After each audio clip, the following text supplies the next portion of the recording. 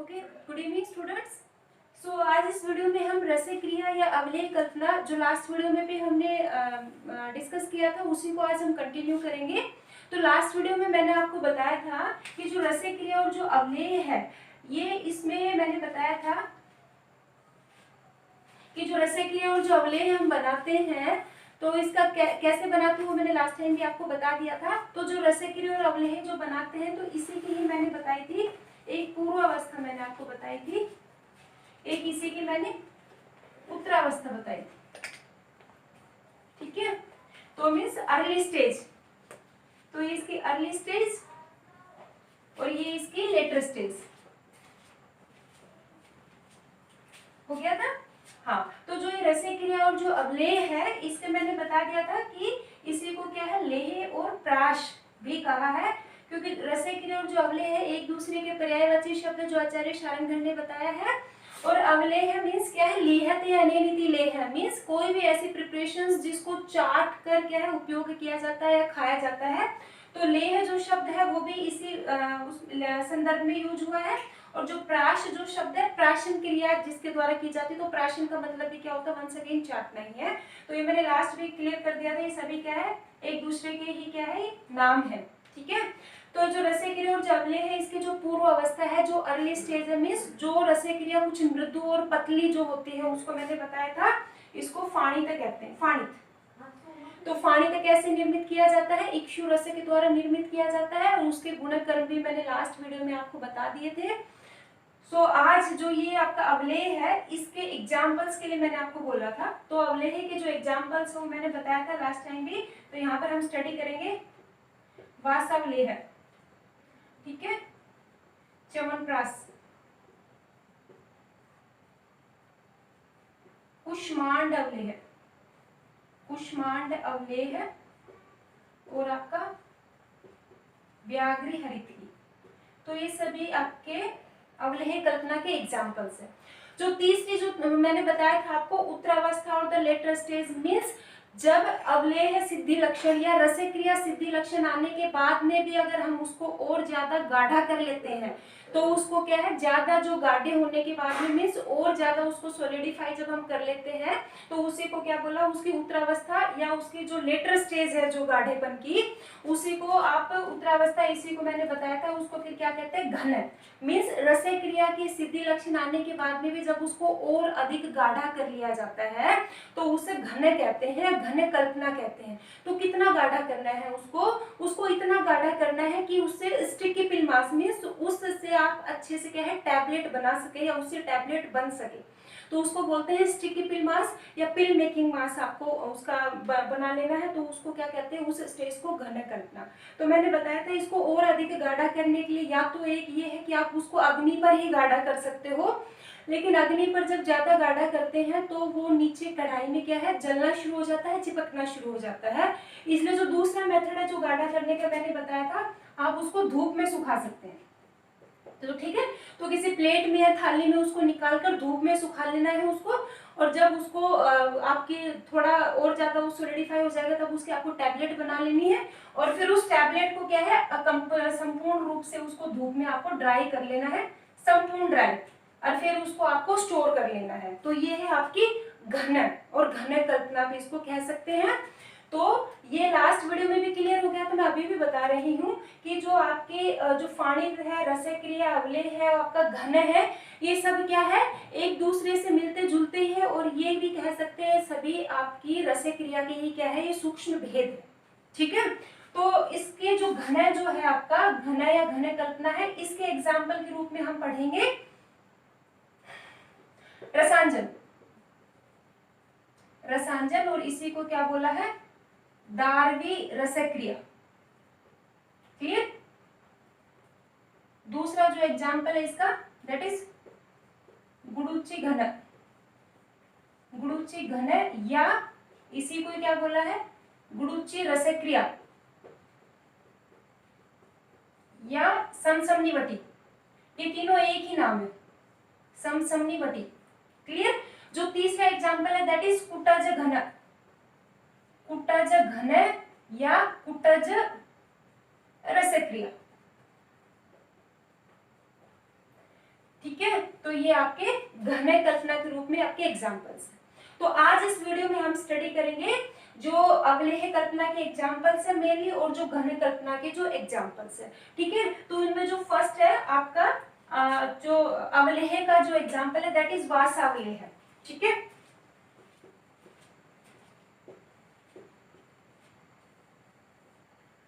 ठीक है, तो वासावलेह का रेफरेंस क्या है सबसे पहले ये बता दूं मैं आपको। तो वासावलेह का reference is from the Bhaishajya Ratnavali कार्स प्रकरण।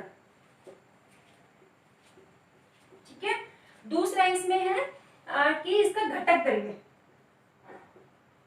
घटक द्रव्य जिसको क्या कहते हैं मटीरियल्स, मीन्स आप जो भी कल्पना करते हैं, जो भी कल्पना बनाते हो उसके अंदर जो एक्टिव इंग्रेडिएंट्स जो डाले जाते हैं दैट इज योर घटक द्रव्य, मटेरियल और इंग्रेडिएंट। क्लियर?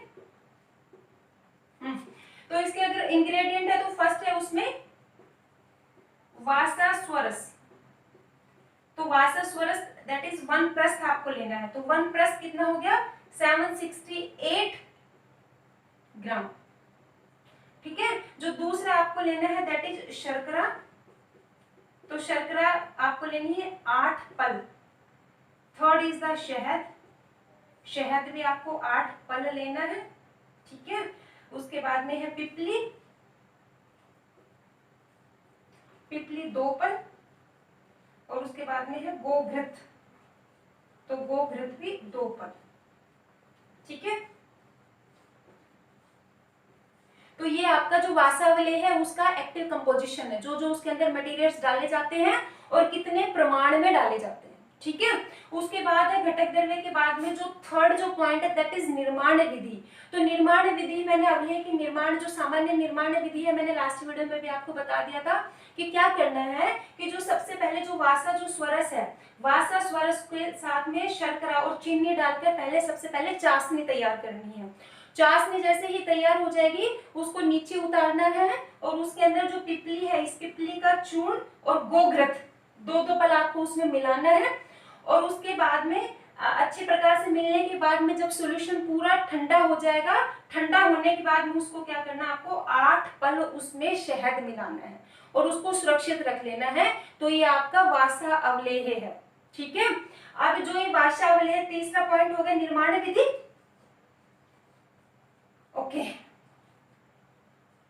जो फोर्थ जो पॉइंट है जो वासावलेह आपने बना लिया है इसकी मात्रा क्या है। तो वासावलेह की जो मात्रा है दैट इज 6 to 12 ग्राम्स, ये इसकी मात्रा है। अनुपान, तो अनुपान इसका दुग्ध, उसके बाद में है इसका उपयोग। क्लियर? उपयोग तो मीन्स इसका जो थेरेपेटिक यूजेस है आपका वासावलेह का या उपयोग है, तो मीन्स कौन कौन सी व्याधि में उपयोगी है। तो इसके उपयोग में फर्स्ट ऑफ ऑल तो कास, और कास में भी स्पेशली जो आपका दारुण कास है, जो क्रोनिक जो कफ है, उसके साथ में राज्य अक्षमा दैट इज ट्यूबरक्लोसिस, उसके साथ में आपका पार्श्वशूल, आपका हृदय शूल और ज्वर। तो यहाँ पर ये आपका जो वासावलेह है दैट इज इंडिकेटेड या उपयोग किया जाता है। ठीक है, तो आयुर्वेद आपकी स्पेशली जो भैषज कल्पना में जो भी कल्पना आप बना रहे हो, जो भी प्रिपरेशन आप बना रहे हो, तो उसको इसी ही पैटर्न में आपको बनाना है कि फर्स्ट ऑफ ऑल तो आपका उसका रेफरेंस लिखना है। मीन्स जो कल्पना आप बनाने जा रहे हो आयुर्वेदिक टेक्स्ट में, आयुर्वेदिक जो आपके ग्रंथ है उसमें उसका रेफरेंस कहाँ पर है, मीन्स उस कल्पना को कहाँ पर वर्णित किया गया है। दूसरा उसके अंदर घटक द्रव्य, मीन्स उसके अंदर जो जो मटेरियल्स और आपने इंग्रेडिएंट्स डाले हैं उनका नाम और कितनी मात्रा में डाले हैं।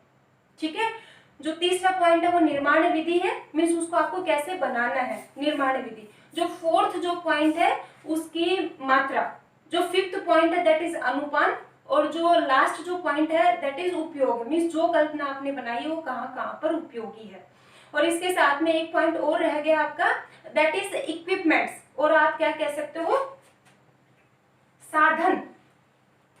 ठीक है, साधन और उपकरण, तो ये भी एक पॉइंट ऐड करना है उसमें कि जो आप प्रिपरेशन बना रहे हो उसके लिए आप कौन कौन से साधन यूज कर रहे हो, कौन कौन से उपकरण आप यूज कर रहे हो, उनको अदर वर्ड्स आप क्या कह सकते हो इक्विपमेंट्स आप कौन कौन से उपयोग कर रहे हो। तो कोई भी प्रिपरेशन आने तो उसको आपको इसी पैटर्न में लिखना है और इसी पैटर्न में उसको आपको याद करना है। Clear? So this is your वासावलेह।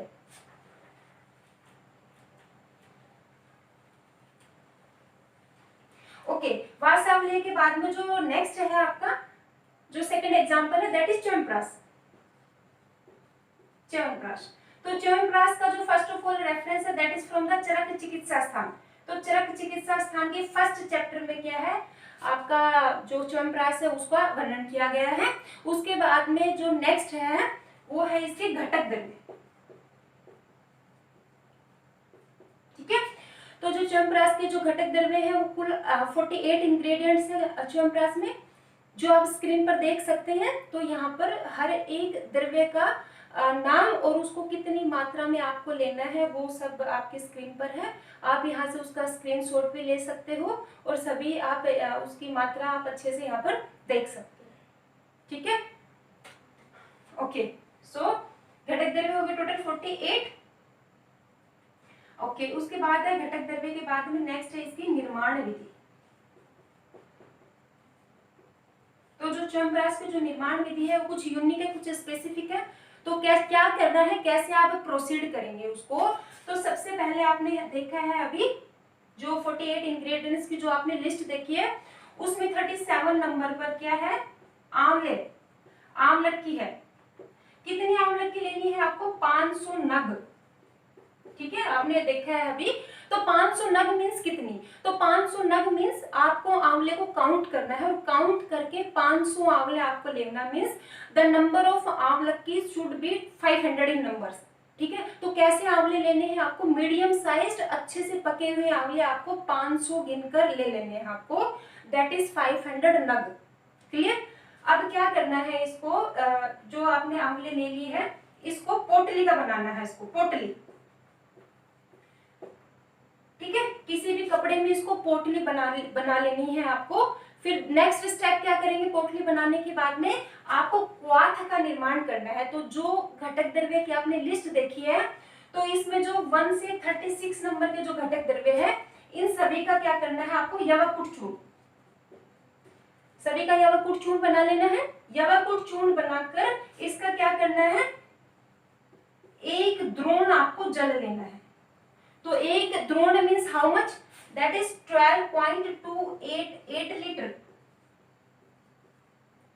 ठीक है, इतना आपको जल ले लेना है और जितना भी 1 से 36 नंबर तक जो घटक द्रव्य है उनका जो यवकुट चूर्ण है इतने पानी के साथ में लेकर आपको मंदाग्नि पर उसका क्वाथ बनाना है। ठीक है, क्वाथ कितना बनाना है, कैसे बनाना है, आपको क्वाथ बनाने की सामान्य विधि आपको पता है, नहीं पता तो आप क्वाथ कल्पना के वीडियो देख सकते हैं।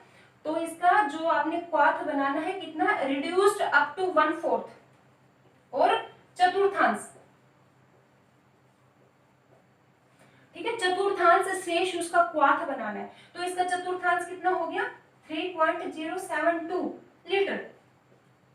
और आप इसको क्या कह सकते हो, एक आढ़क, एक आढ़क भी आप इसको कह सकते हैं। तो इतना आपको क्वाथ का निर्माण करना है। और जो ये पोटली जो आपने बनाई थी आंवले की, जो पोटली 500 आंवले की, जब इस क्वाथ का निर्माण करते हो तो उस पोटली को इस क्वाथ में ही डाल देना है, ताकि जब तक आपका क्वाथ का निर्माण होगा जब तक जो आपके आंवले हैं वो उस स्वेदन हो जाएगा, उसमें जो उसके पानी के साथ में वो पक जाएंगे। क्लियर। तो जैसे ही क्वाथ आपका बन गया है और उधर से आपके आंवले भी क्या हो गए, बॉयल हो गए हैं, फिर क्या करना है, आंवले की जो पोटली है उसको बाहर निकालना है और जो आंवले है उसको आपको पोटली को खोलकर और उसके जो अंदर की जो गुठली है उस गुठली को निकाल लेना है। और जो आपका पल्प जो रहेगा, जो गुद्दा है, उस गुद्दे को क्या करना है, किसी भी छलनी के ऊपर अच्छी प्रकार से उसको घिसना है, रगड़ना है। उससे क्या होगा कि उसके जो फाइब्रस जो कंटेंट्स है वो सब सेपरेट हो जाएंगे और अच्छी सी उसकी क्या है, पिस्टी बन जाएगी, उसकी पिस्टी। ठीक है, और उधर जो क्वाथ बन गया है उस क्वाथ को क्या करेंगे, आप छान कर रख लेंगे।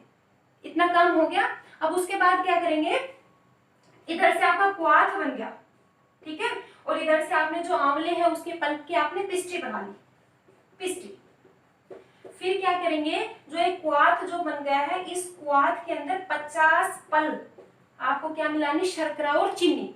ठीक है, दैट इज 2.400 kg और किलोग्राम। ये आपका 50 पल्प आपकी चीनी है। तो ये क्या करना है, इस क्वाथ में मिलानी है और इस क्वाथ में मिलाकर चाशनी बनानी है। ठीक है, तो एक तरफ तो आपकी चाशनी बनेगी, दूसरी तरफ क्या करनी है, जो ये पिस्टी है इस पिस्टी को क्या करना है, आपके घटक द्रव्यों की लिस्ट में है 6 पल गोघृत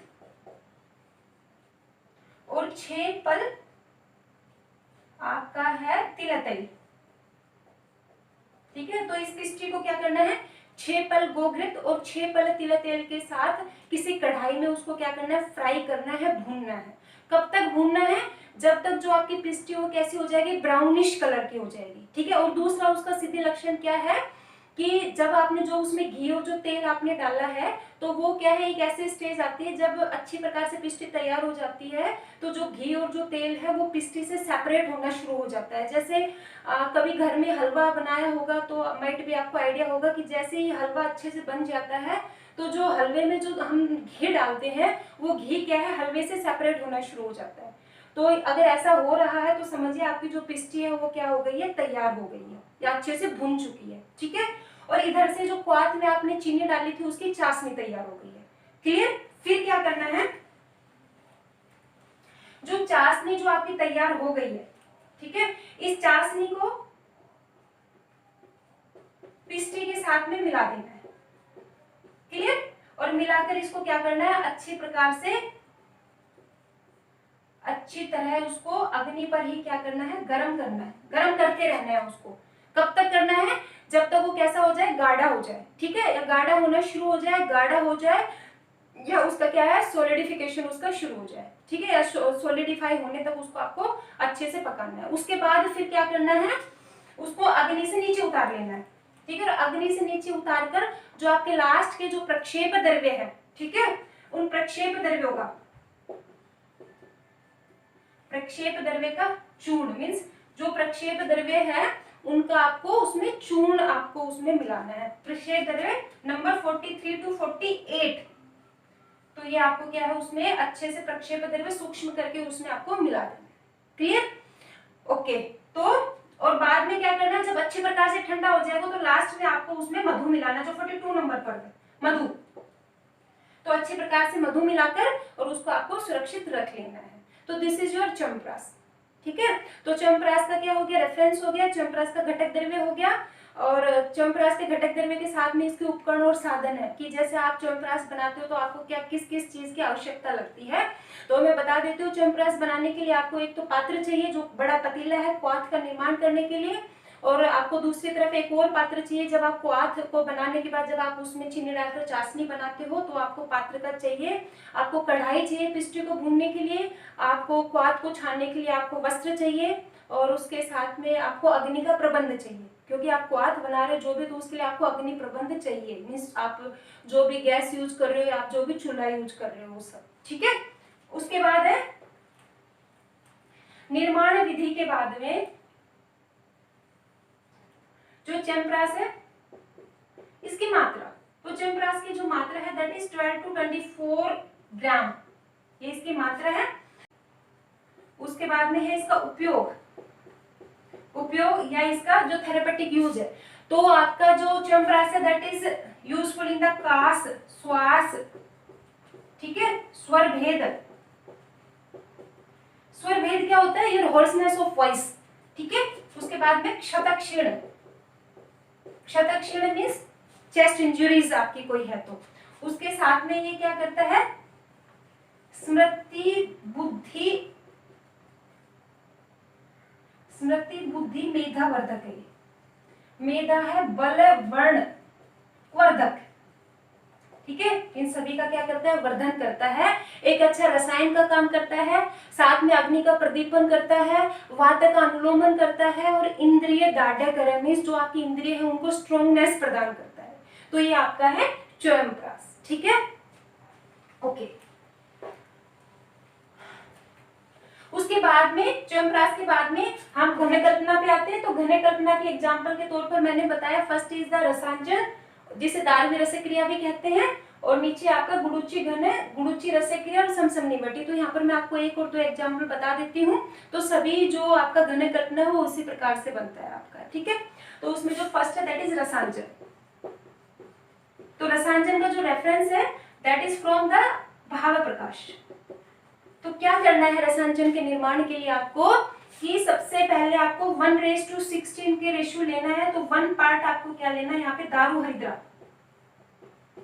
1 पार्ट दारू हरिद्रा और उसके साथ में 16 पार्ट आपको जल लेना है। इसका क्या करना है, क्वाथ, ठीक है, क्वाथ का निर्माण करना है। क्वाथ का निर्माण करके क्या करना है, जो क्वाथ जो बन गया आपका, जितना क्वाथ आपने बनाया है उस क्वाथ का इक्वल आपको गोदुग्ध मिलाना है उसमें, गोदुग्ध, क्लियर, गोदुग्ध, और गोदुग्ध मिलाकर उसको क्या करना है आपको अग्नि पर पुनः पकाकर उसको गाढ़ा कर लेना है, गाढ़ा, ठीक है, गाढ़ा हो गया। फिर इस गाढ़े को क्या करना है, धूप में रखकर और ज्यादा गाढ़ा कर लेना है इसको, क्योंकि कढ़ाई पर बहुत ज्यादा अगर आप गाढ़ा करने की कोशिश करेंगे तो नीचे क्या है, जलना शुरू हो जाता है, चिपकना शुरू हो जाता है। इसलिए अग्नि पर गाढ़ा होने के बाद में उसको और ज्यादा सोलिडिफाई करने के लिए उसको धूप में किसी प्लेट में या थाली में डालकर आप सुखा ले, और सुखाने के बाद में क्या है, उसकी आप टैबलेट्स बना के और टैबलेट को अच्छे प्रकार से स्टोर करके आप उसको रख सकते हैं। वो आपकी क्या है, रसांजन, ठीक है, और रसांजन उसको वटी, रसांजन वटी आपकी जो है, ठीक है। तो यहाँ पर जो ये गोदुग्ध मिलाया है, तो यहाँ पर आयुर्वेद प्रकाश ने कहा है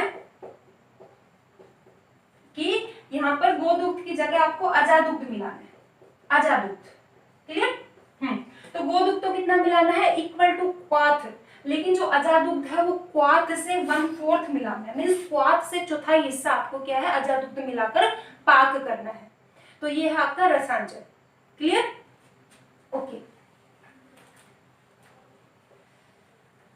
अब जो ये रसांजन है इसके गुणधर्म क्या है, तो जो रसांजन है ये क्या है, एक तो तिक्त कटु रसात्मक है, उष्ण वीर्यात्मक है, उष्ण वीर्यात्मक, क्लियर। और स्पेशली क्या करता है, आपके नेत्र रोग, स्पेशली नेत्र रोग नाशक है, और आपका जो व्रण दोष है, व्रण दोष नाशक, ठीक है। और इस पे ये साथ ही क्या करता है, रक्तातिसार है, रक्तासार, और जो आपका रक्तातिसार है रक्त आर्श के अंदर क्या है, ये उपयोगी है आपका रसांजन, क्लियर, ओके। जो नेक्स्ट है दैट इज गुडुचि घन और गुडुचि रसक्रिया और समसमनी वटी, तीनों इसी के ही नाम है ये।